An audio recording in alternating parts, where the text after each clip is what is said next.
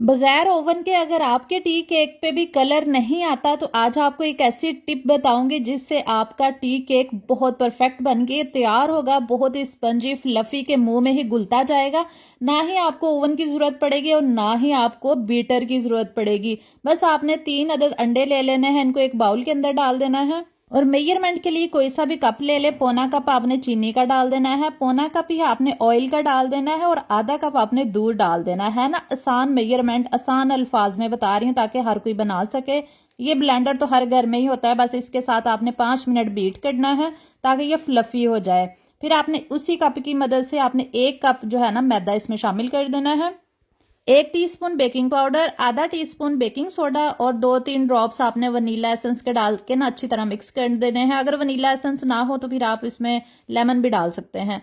Fluffy करके आपने अच्छे से मिक्स करके ना फिर कोई सा भी मोल्ड ले लें। अगर आपके पास ये वाला ना हो तो आप घर में वो जो बर्फ जमाने वाला कटोरा होता है ना उसमें भी बना सकते हैं। और अगर बटर पेपर भी नहीं है तो नीचे मैदा डस्ट कर दें ऑयल लगा के, तो आपका परफेक्ट केक बेक हो जाएगा। बस बैटर इसके अंदर डाल के ना मोटी तह वाले पतीले में या कढ़ाई में आपने इसको 45 मिनट के लिए मीडियम फ्लेम पे रख देना है। कलर दिलाने के लिए ना आपने जो तवा होता है ना उसको फुल गरम करके ना उल्टा करके आपने रख देना है केक के ऊपर और 15-20 मिनट के लिए। तो ये देखिए कितना जबरदस्त हमारा केक बेक हुआ है और कलर भी बहुत अच्छा आया है। यकीन करें बहुत स्पंजी और इस तरीके से बनता है और बेकरी स्टाइल में हमारा मजेदार सा टी केक बनके तैयार हुआ है। घर पे बनाए, मेहमानों के लिए चाय के साथ सर्व करें, बच्चे बड़े सभी बहुत शौक से खाते हैं और मजे की बात यह कि बगैर ओवन के बन जाता है। तो एंड रिजल्ट ये देखें।